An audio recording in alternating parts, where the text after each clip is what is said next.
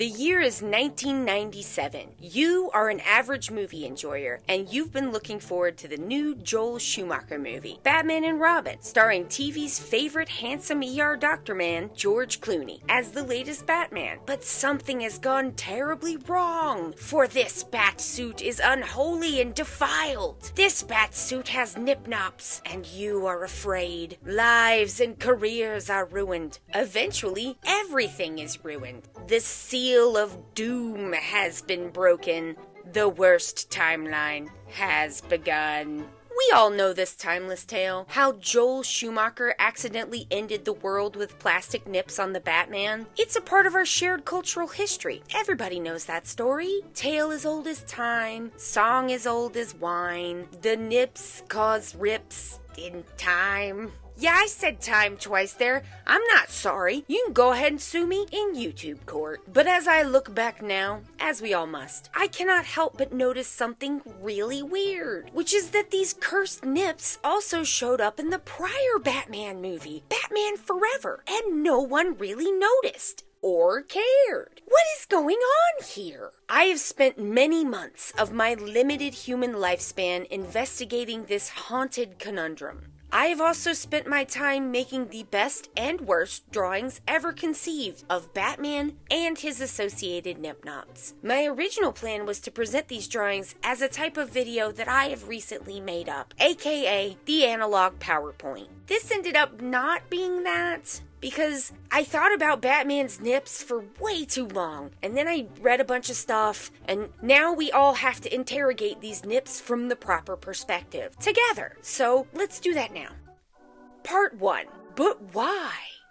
First of all, I can prove to all the young people who weren't alive then that freaking out over the bat nips was everywhere in the 1990s. It's what we had for memes back then. I present to you the fact that when Bob Kane, the creator of Batman, died in 1998, his dislike of the bat nips was mentioned briefly in his obituary. In order to discuss the widespread cultural denunciation of plastic man nip, let's first take a quick look at why the nips were included on the Batsuit in the first place. Brian Van Hooker wrote an article for Mel magazine called "I Am the Man Responsible for Batman's Rock-Hard Nips" in Batman and Robin, where he interviews Jose Fernandez, the costume designer for both Batman Forever and Batman and Robin, about the nips situation. Thank you also to Brian for digging up Bob Kane's obit and including a link to it in this article, because that's where I got it from. Fernandez explains that the inspiration for adding nips to Val Kilmer's Batsuit was historical Roman armor, where metal breastplates included realistic nips. He says, in the comic books, the characters always looked like they were naked with spray paint on them. It was all about anatomy, and I like to push anatomy. I had no idea there was going to end up being all this buzz about it. Van Hooker asked the costume designer why he thinks the nips were a problem in Batman and Robin when they weren't an issue in the prior movie. Fernandez answers that the prior nips were more subtle. He says, Joel Schumacher loved the nips, so he said, let's showcase them. Schumacher wanted them sharpened, like with points. They were also circled, both outer and inner. It was all made into a feature of the Batsuit. He also points out that the overall color of the Batsuit changed from Batman Forever to Batman and Robin, going from a dark black to a lighter bluish purple, and that this change also visually emphasized the nips. Unfortunately for Joel Schumacher, the cultural attitude of the classical Greeks and Romans, where the male nude is heroic and godly in his naked form,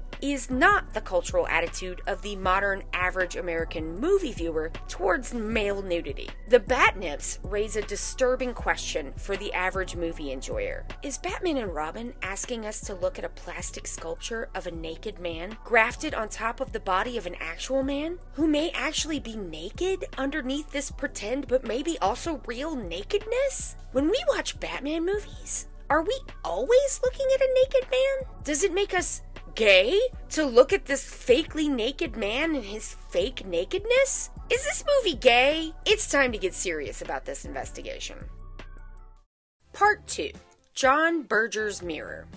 Ways of Seeing was a TV series created by the art critic John Berger that aired on the BBC in 1972. The series discusses the history of oil painting in the European fine arts and how that history echoes forward through the images we still see in media today. It's hugely influential and is still relevant and fascinating today. I'm an oil painter, and I loved it. If you haven't watched Ways of Seeing, you should. Oil painting became a widespread medium in the European fine arts during the mid-1400s, where it showed up just in time to become the dominant visual arts medium of the Renaissance. The Renaissance is the time period when European culture as a whole looked back to the past to renew and build on the ideas of the prior classical Greek and Roman periods. The paintings of the Renaissance are starkly different from the visual traditions of the medieval period, with emphasis placed on images appearing to exist in 3D space within a flat 2D image. Oil painting works well with the Renaissance goal of strict visual realism because the building up of semi-transparent layers of paint allows more visual depth and richness to be conveyed than was previously possible with the flat, opaque qualities of tempera paint. The second episode of Ways of Seeing is titled Women in Art. This episode introduced the concept of the male gaze. In this episode, Berger explores the tradition of the nude in European oil painting, and specifically the overabundance of female nudes compared to their male nude counterparts. You paint a naked woman because you enjoy looking at her. You put a mirror in her hand, and you call the painting vanity, thus morally condemning the woman whose nakedness you have depicted for your own pleasure. In this construction, the mirror called vanity operates as a psychological release valve to the viewer's guilt in the act of looking. The woman is blamed for the gaze of the man. In this way, I have come to see the Batsuit nips as an Uno reverse of the Berger mirror, as they do not release the guilt of looking, but rather cause guilt that did not exist before their introduction. But why? Part 3. Reinterpreting the male gaze. You may be more familiar with the male gaze as it is presented in Laura Mulvey's essay, Visual Pleasure and Narrative Cinema, which was published in 1975, even though the concept originates with Berger and Ways of Seeing in 1972. Mulvey's essay uses psychoanalytic theory to demonstrate the way the unconscious of patriarchal society has structured film form. Mulvey uses a psychoanalytic lens as a basis to examine the male gaze. To keep it short and extremely simplified, a Freudian or psychoanalytic explanation of something bases that explanation in biological childhood development and human psychology. I find Mulvey's essay to be good at describing the gendered power imbalance in media between the gazer and the gazed at. In a world ordered by sexual imbalance, pleasure in looking has been split between active male and passive female.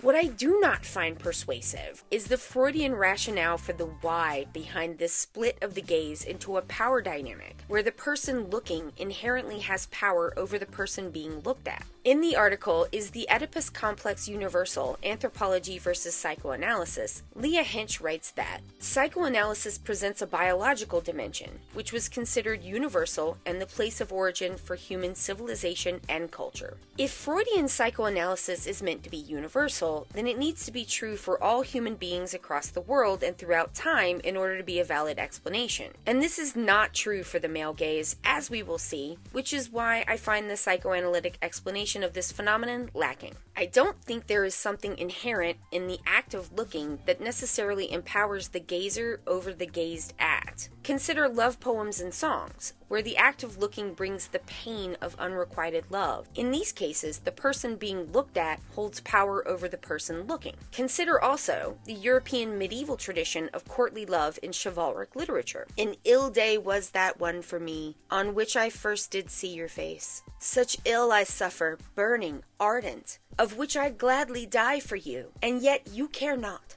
are content to grant me cause for grief anew. La Belle Dame Sans Merci by Alain Chartier. If there is nothing inherent in human psychology that necessitates a power imbalance in the gaze, then where does this power dynamic come from? I think if we take the idea of the male gaze back to Berger's analysis of European art history, we can get closer to the answer. Part 4. It's a man's world, and only he gets to look at it. Does patriarchy alone cause this divided gaze that empowers men and disempowers women?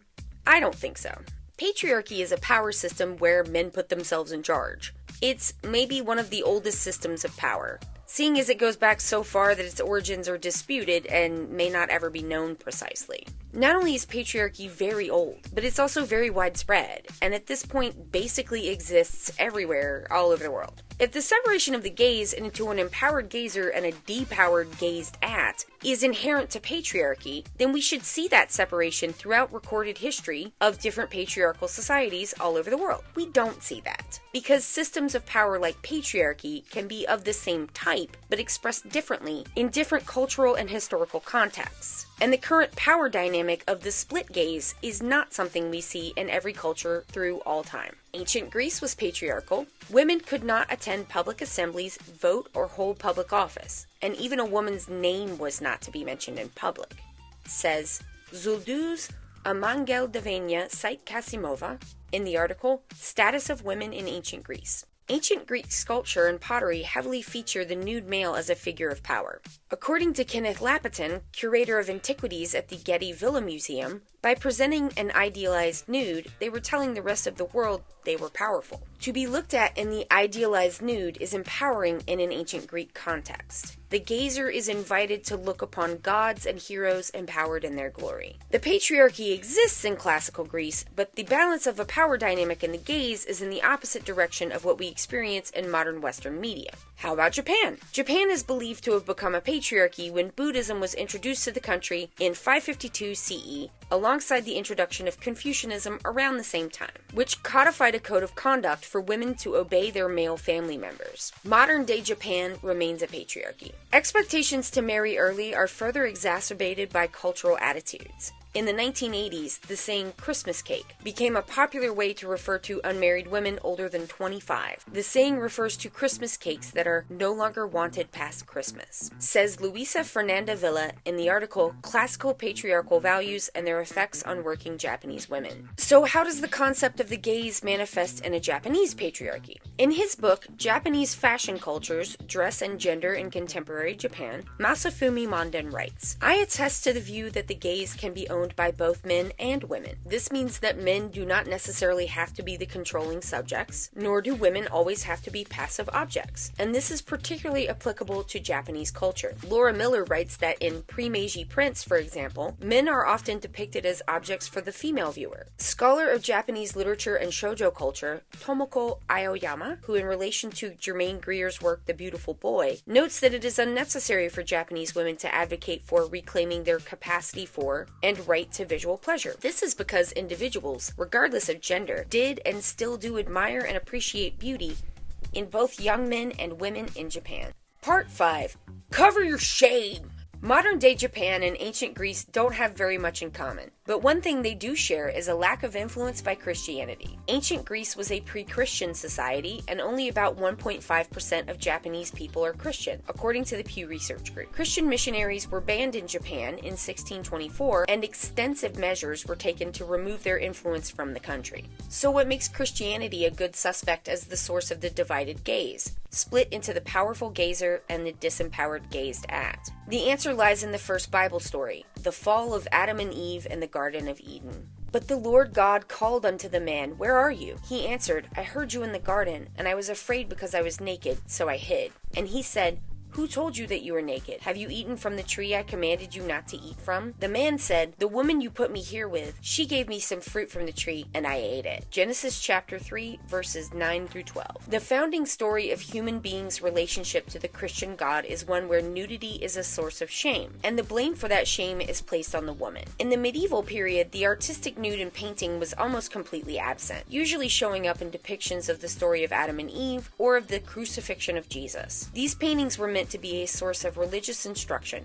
not titillation. The Renaissance brought about a revival of interest in classical Greek and Roman art, and this reintroduced the artistic nude outside of the strict biblical context of the nude in medieval art. The nude subject in painting became secular, kind of. The female artistic nude was made secular. The male nude was not. The Renaissance male nude generally appeared only in biblical settings and some depictions of classical mythology, while the female nude was bathing, laying around, looking at herself in mirrors, just chilling about, booty naked. But the secularization of the female nude is happening within a Christian context, because everything that happened in Europe after the Roman Empire is happening inside Christianity. The power and influence of the Christian church in European history after the Roman Empire is total and all-encompassing. Since Renaissance art is culturally Christian, the Renaissance nude is situated within a cultural tradition where nudity is shameful. People want to look, but what they want to look at and how they respond to their desires is constructed by the culture those people exist within. People want to look. It's natural to want to look, but Christianity condemns that looking.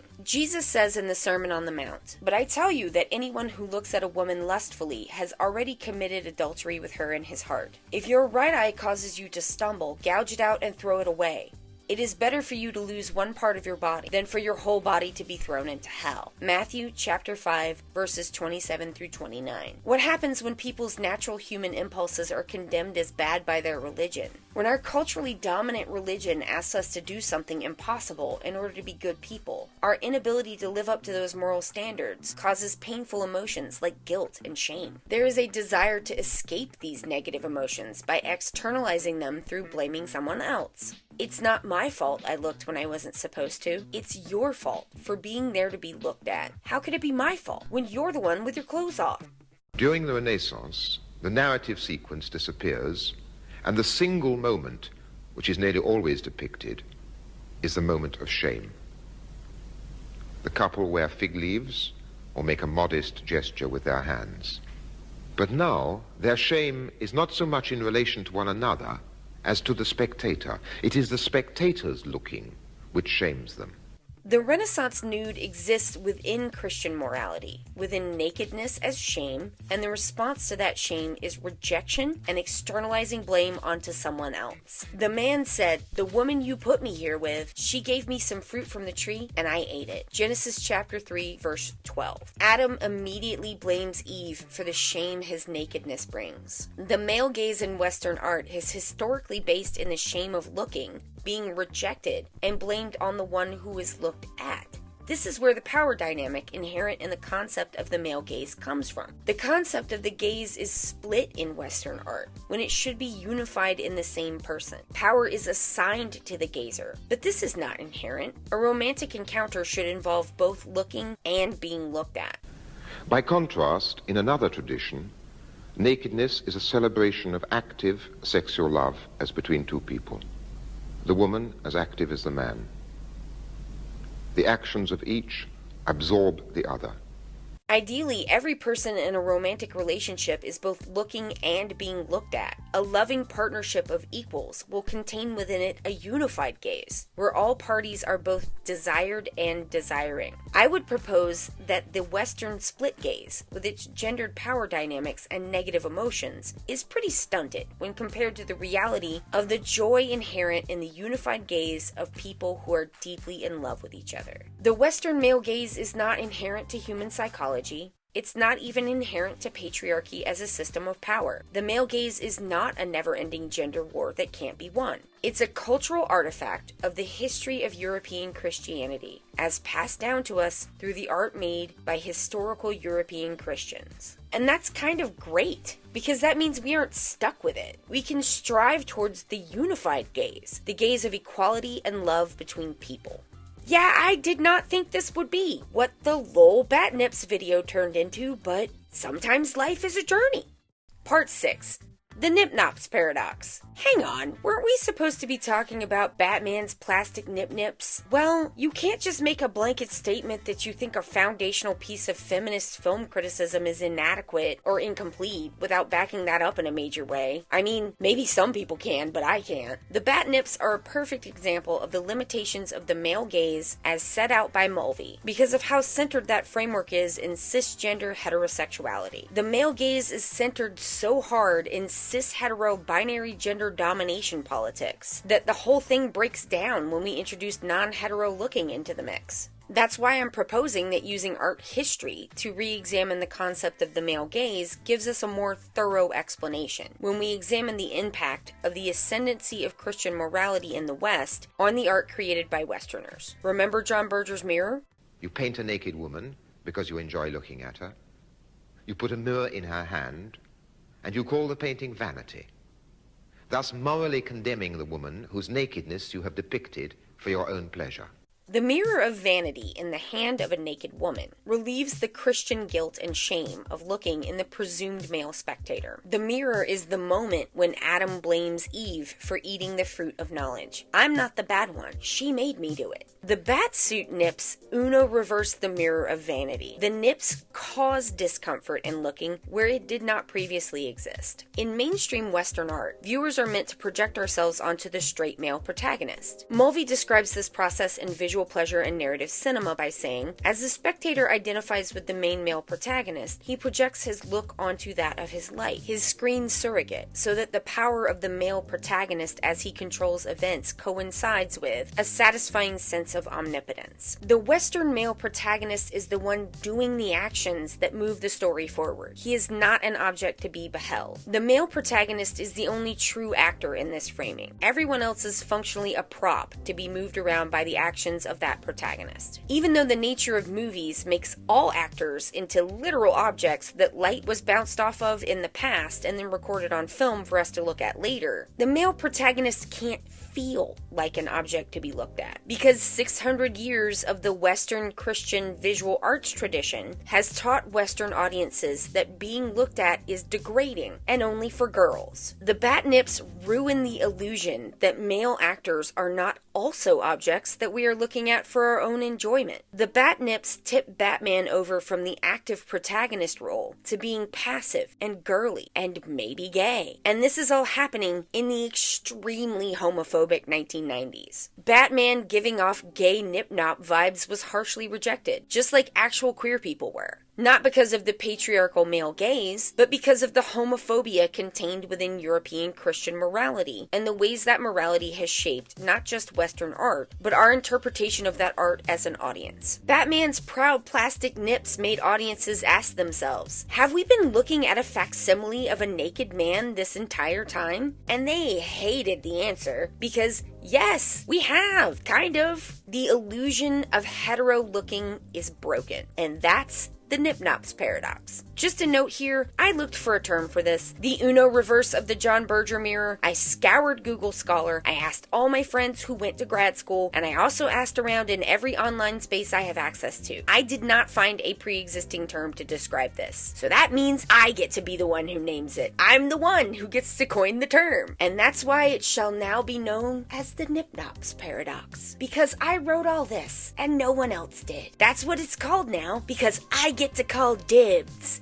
and no one can stop me. Part 7. Batman and Robin is fine, actually. Yeah, I said it. Batman and Robin is fine. Is it a good movie in the traditional sense? Not really. It doesn't quite hang together as an overall piece, mostly jumping from one gag to the next with not much concern as to how all those bits will flow together. The movie leans in hard on puns and corny jokes, which a lot of people didn't like. I didn't particularly like it much myself back then. I remember finding it kind of boring, where a lot of stuff happens, but none of it really registers for long. But you know what is also a bunch of cornball jokes and random incidents mashed up together? The 1966 Batman movie. You know, the one with Adam West and the shark-repellent bat spray? Sure, Batman and Robin is a large tonal shift from the Tim Burton Batman movies. But Goofy Batman is also a canon take on the character, and not just in the Adam West TV show from the 1960s, but also in the actual comics. It wasn't even Joel Schumacher's decision to make that tone shift. It was mandated by executives at Warner Brothers. The studio wanted to sell toys to kids. It was for kids. I wasn't a kid when I saw it, so I didn't like it very much. It's not a great movie, but it's not as bad as its general reputation. I've seen it fairly recently. It was fine. Part 8. Batman and Robin is a queer masterpiece. Yeah, I said it. As a regular summer blockbuster popcorn movie, Batman and Robin is fine. But as a movie that was rejected by the mainstream for being too gay, it's also a masterpiece of camp cinema, which belongs in the queer canon right up there with Mommy Dearest. In Notes on Camp, Susan Sontag says, "The essence of camp is its love of the unnatural, of artifice and exaggeration. Camp is a vision of the world in terms of style. It is the love of the exaggerated, the off, of things being what they are not. Behind the straight public sense in which something can be taken, one has found a private, zany experience of the thing. Look at all this. Just look at it. If this is not camp, is anything?" At least one person already agrees with me. In her article, "The Best Superhero Stories Have Always Been Camp," Samantha Riddell writes about her love for Batman and Robin as a work of camp. She says, "The beauty of superhero camp is that it frees us to live in a world much different than our own. Huge, absurd dreams are important because they're what give us our visions to change the world, rather than being our existing world's version of what those heroes should look like." I love this. It makes my heart yell yes. I definitely need a huge and absurd dream right now. To enjoy Batman and Robin, to love it, is to be a true master of trash. But to me, what truly elevates it to iconic status is how much it upset straight people. No one has done more with less to freak out the heteros. 2 small pieces of plastic is all that it took. That's legend shit. And all the queers and LGBTQIAs should be celebrating how mad it made the heteronormies. Y'all, they were so mad.